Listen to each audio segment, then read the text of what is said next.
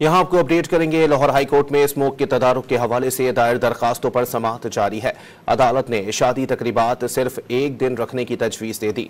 मजीद जानते हैं don news के नुमाइंदे राना बिलाल से। राना बिलाल, अपडेट कीजिएगा।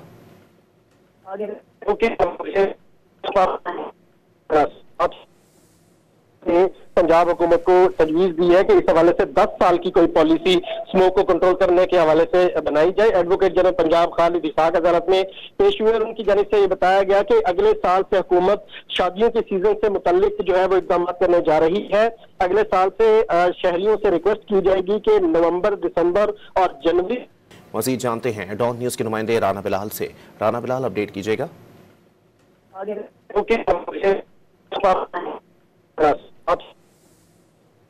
पंजाब हुकूमत को तजवीज़ दी है कि इस हवाले से 10 साल की कोई पॉलिसी स्मोक को कंट्रोल करने के हवाले से बनाई जाए। एडवोकेट जनरल पंजाब खालिद इसाक अदालत में पेश हुए। उनकी जानिब से ये बताया गया कि अगले साल से हुकूमत शादियों के सीजन से मुतल्लिक जो है वो इकदाम करने जा रही है।